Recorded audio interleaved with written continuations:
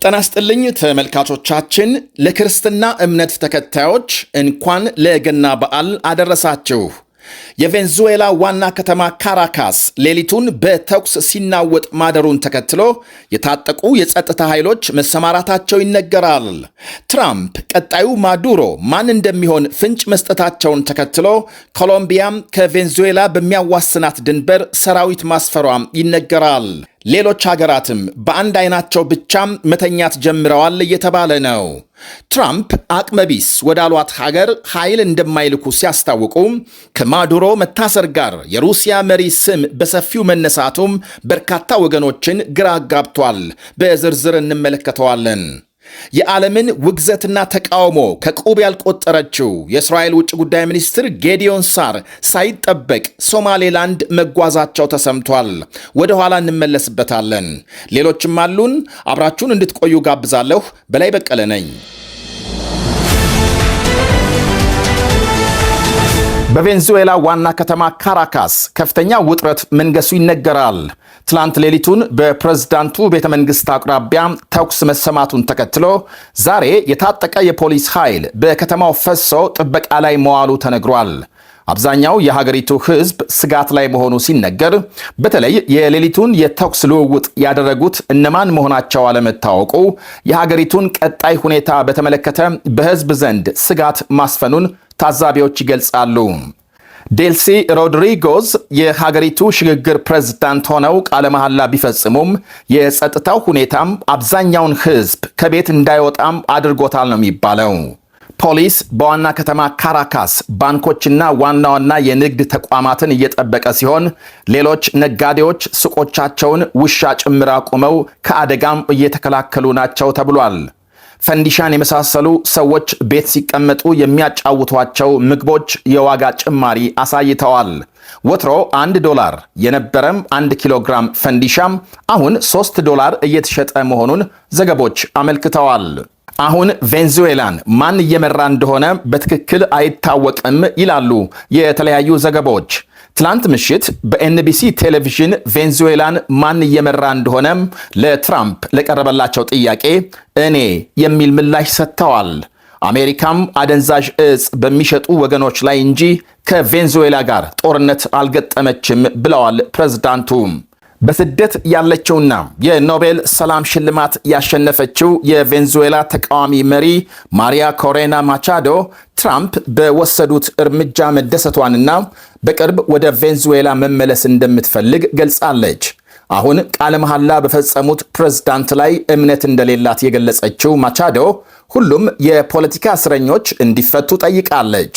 አሜሪካም ኒኮላስ ማዱሮን መኝታ ቤታቸው ገብታ ስትወስዳቸው ደንግጦም ይሁን ተናዶ አሊያም ለራሱ ሰክቶ መግለጫ ያላወጣም ያላወገዘ ሀገርና መሪ ካለ ጥቂት ብቻ ነው።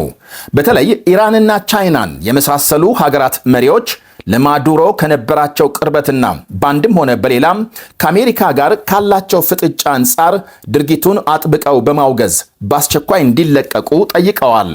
እስካሁን የውጭ ጉዳይ ሚኒስቴራቸው ካወጣው መግለጫ ባለፈ የሩሲያ ፕሬዝዳንት የቭላዲሚር ፑቲን ዝምታ ከማዱሮ ጋር ከነበራቸው የጠበቀ ወዳጅነት አንጻር በበርካታ ወገኖች ዘንድ ጥያቄ አስነስቷል። በሩሲያ ማህበራዊ መገናኛዎች አንድ የፑቲን አባባል ወይም ጥቅስ ማዱሮ መያዛቸውን ተከትሎ በሰፊው ተመላልሷል።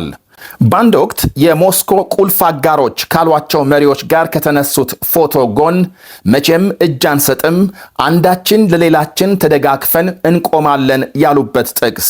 ሆኖም ከነዚያው ቁልፍ ከተባሉ መሪዎች የሊቢያው መሪ ሙአመር ጋዳፊ 2011 ከስልጣን በኃይል ወርደው ሲገደሉ፣ የሶሪያው ፕሬዝዳንት ባሽር አልአሳድ ባለፈው የፈረንጆች ዓመት ከስልጣን ተገፍትረው ሞስኮ ሸሽተው ገብተዋል። የቅርብ ወዳጃቸው የዩክሬን የቀድሞ ፕሬዝዳንትስ ቪክቶር ያኑኮቪች የት ናቸው? ከስልጣን ከወረዱ በኋላ ፑቲን የሞስኮን በር ከፍተውላቸዋል። አሁን የቬንዙዌላ ፕሬዝዳንት ኒኮላስ ማዱሮን የአሜሪካ ዴልታ ኃይል ኮማንዶዎች ቅዳሜ ምሽት ከተኙበት አንቀው ሲወስዷቸው ግን ፑቲን ዝምታን መርጠዋል ይላሉ ለሮይተርስ ቃላቸውን የሰጡ ታዛቢዎች። የአሜሪካ ኮማንዶዎች ማዱሮን ከመያዛቸው በፊት በወደቦችና በአውሮፕላን ጣቢያዎች በሩሲያ የተተከሉ ራዳሮችና የአየር መቃወሚያ መሳሪያዎችን መተዋል መባሉ ኒኮላስ ማዱሮ ከሞስኮ ጋር የገቡት የመከላከያ ትብብር ስምምነት ቢያንስ ከቀዳሜ አይነት የውጭ ጥቃት ሊያስጥላቸው ያልቻለ የይስሙላ ትብብር ነው በሚል ይተቻል። ይሄ ደግሞ የፑቲንን ክብርና ተቀባይነት የሚጎዳ ነው የሚሉም አሉ። ማዱሮ ከላቲን አሜሪካ መሪዎች ለፑቲን በጣም ታማኝና የቅርብ ሰው ከመሆናቸው አንጻር በካቴና ታስረውና ተዋርደው ከሀገር ተወስደው ሲታሰሩ ፑቲን ቃል እንኳን ለመተንፈስ አለመቻላቸው አሁን የሌሎች ወዳጆቻቸውንስ አይን እንዴት ይመለከታሉ በማለት ይጠይቃሉ። በሌላ በኩል አሜሪካም በማዱሮ ላይ የፈጸመችው ዘመቻም ፑቲንም ነገ በዩክሬን ፕሬዝዳንት ዜሌንስኪ ላይ እንዲደግሙ ሊያነሳሳቸው ይችላልም እየተባለ ነው። በሌላ በኩል ትራምፕና ፑቲን በቅርቡ በአሜሪካም አላስካ በተገናኙበት ጊዜ ማዱሮ ላይ ስለሚወሰድ እርምጃ ተነጋግረው እንደነበር የሚያመለክቱ መረጃዎች ወጥተዋል። አንዳንዶች ደግሞ ማዱሮ ከፑቲን ጋር ስለነበራቸው የሚስጥር ግንኙነት ለአሜሪካ ዝርዝር መረጃ ሊሰጡ ይችላሉ በሚል ፑቲን ምናልባትም ከትራምፕ ጋር የተገደበ ግንኙነት ከመፍጠር ጀምሮ የተለያዩ እርምጃዎች ሳይወስዱ እንደማይቀር ይገምታሉ። ፑቲን ከቀድሞ የቬንዙዌላ ፕሬዝዳንት ሁጎ ቻቬዝ ጋርም ሰፊ ትብብር መስርተው እንደነበር ሲወሳም ቻቬዝ ለሩሲያ ታንኮች፣ ሄሊኮፕተሮች፣ ተዋጊ ጀቶችና ሚሳኤሎች ግዢ በቢሊዮኖች የሚቆጠር ዶላር ለሞስኮ ከፍለዋል ነው የሚባለው። እንዲሁም ሞስኮ AK-47 ጠመንጃዎች ማምረቻ ፋብሪካም በቬንዙዌላ ስትከፍት በቬንዙዌላ የኢኮኖሚ እንቅስቃሴ የሩሲያ ባለሙያዎች ዋነኛ ሚና መጫወታቸው ይነገራል። ማዱሮ በ2013 ስልጣን ከያዙ በኋላ ከፑቲን ጋር ከ12 ጊዜ በላይ የተገናኙ ሲሆን ሁሌም ሞስኮ በገቡ ቁጥር ፑቲን በቀይ ምንጣፍ በሰፊ ዝግጅት ልዩ አቀባበል ማድረጋቸው ይነገራል። ባለፈው ጥቅምት ማዱሮ ሚሳኤልና ሌሎች የአየር መከላከያ መሳሪያዎች እንዲልኩላቸው ለፑቲን ጥያቄ አቅርበው እንደነበር የአሜሪካው ዋሽንግተን ፖስት ጽፏል። አሁን በቬንዙዌላ አፍቃሪ ሩሲያ ድምፅ ከኒኮላስ ማዱሮ መያዝ ጋር አብሮ ተዘግቷል። በቀጣይ የቬንዙዌላ ጣፈንታ ይገጥማቸዋል ወይም ደግሞ ሊገጥማቸው ይችላል የተባሉ ሀገራትም በአንድ አይናቸው ብቻ መተኛት ጀምረዋል እየተባለ ነው። ትራምፕ የቬንዙዌላ ዘመቻ ከተካሄደ ከሰዓታት በኋላ ለኮሎምቢያ ፕሬዝዳንት ጉስታፎ ፔትሮ ያርፈህ ተቀመጥ ማስጠንቀቂያ መላካቸው ምናልባትም ቀጣዩ ማዱሮ ማን ሊሆን እንደሚችል ፍንጭ ሰጥቷል። ቬንዙዌላን በምዕራብ የምታዋስነው ኮሎምቢያ ከፍተኛ የነዳጅ ክምችትና ከዓለማችን ግዙፍ የወርቅና ብር አምራች ከሆኑ ሀገራት አንዷ ናት ይባላል። በአንጻሩ በቀጠናው የአደንዛዥ ዕፅ ንግድ መናኸሪያ መሆኗ ሲነገር አሜሪካም በካሪቢያን ባህር የጸረ አደንዛዥ ዕፅ ዘመቻ መጀመሯን ተከትሎ ትልቅ ውዝግብ ውስጥ ገብታም ቆይታለች። ከውዝግብ ባለፈም ትራምፕ በኮሎምቢያ መሪ ላይ ማዕቀብ መጣላቸው ይታወቃል።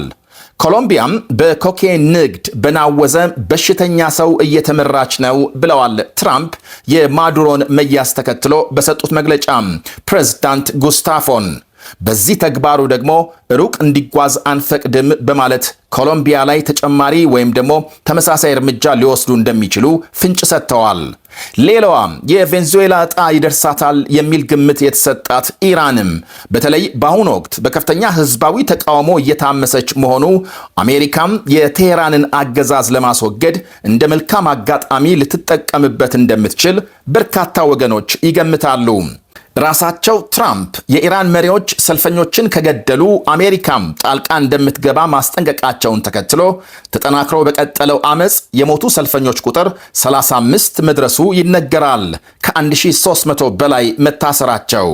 የኢራን መንግስትም በዋጋ ግሽበትና በኑሮ ውድነት የተነሳበትን የህዝብ ተቃውሞ አንዴ በድርድር ሌላ ጊዜ ደግሞ በኃይል ለመፍታት ቢሞክርም እነሆ ከመብረድ ይልቅ ተባብሶ 10ኛ ቀኑን መያዙ ተመልክቷል። የቴሄራን ባለስልጣናትም አሜሪካና እስራኤል በውስጥ ጉዳይ ጣልቃ ለመግባት እየሞከሩና ብጥብጥ እንዲባባስ እያደረጉ ነው በሚል ከሷል። ትራምፕና የእስራኤል ጠቅላይ ሚኒስትር ቤንያሚን ኔታንያሁ ባለፈው ሳምንት በፍሎሪዳ ባካሄዱት ንግግር የኢራን ጉዳይ ዋነኛ አጀንዳ እንደነበር መግለጻቸው በቴሄራን ላይ አዲስ ጥቃት መክፈታቸው እንደማይቀር አመላካች ነው ተብሏል። ትራምፕ አቅመቢስ ያሉት ኩባና ሜክሲኮም በአሜሪካም የአደንዛዥ ዕፅ ዝውውር ከሚወነጀሉ ሀገራት መካከል ናቸው። ከአሜሪካ ፍሎሪዳ ግዛት በ145 ኪሎ ሜትር ርቀት ላይ ወደሚገኘው ኩባ ኃይል መላክ አያስፈልገንም አሉ ትራምፕ በዚሁ መግለጫቸው። ለምን በማለት ጠየቁ ጋዜጠኞች። በራሱ ጊዜ ለመውደቅ የተዘጋጀ በመሆኑ እናም በኩባም የኃይል እርምጃ መውሰድ አያስፈልገንም፣ ለመውደቅ ጫፍ የደረሰ ነው ብለዋል። እንዲህ በኩባ ላይ ሲሳለቁ ከኩባ ስደተኛ ወላጆች የተወለዱት የውጭ ጉዳይ ሚኒስትር ማርኮ ሩቢዮ ከጎናቸው ሆነው ያዳምጡ ነበር። በእርግጥ ራሳቸው ውጭ ጉዳይ ሚኒስትሩም ቢሆኑ በኩባም የመንግስት ለውጥ እንደሚያስፈልግ ለረጅም ጊዜ መጠየቃቸው ይታወሳል።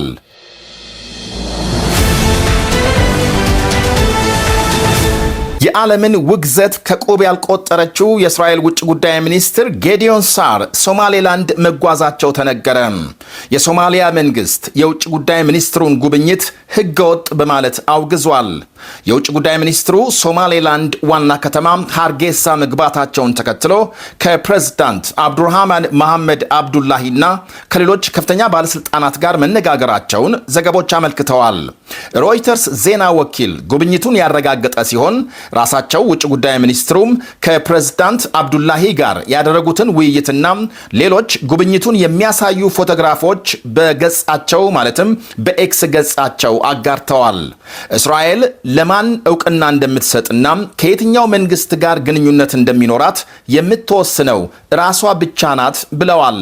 የሰሞኑን ዓለም አቀፍ ተቃውሞና ውግዘት ከምንም ሳይቆጥሩ በቀጣይም የሶማሌላንድ ፕሬዝዳንት እስራኤልን እንዲጎበኙ የቀረበላቸውን ግብዣ በደስታ መቀበላቸውን ውጭ ጉዳይ ሚኒስትሩ ጌዲዮን ሳር ገልጸዋል።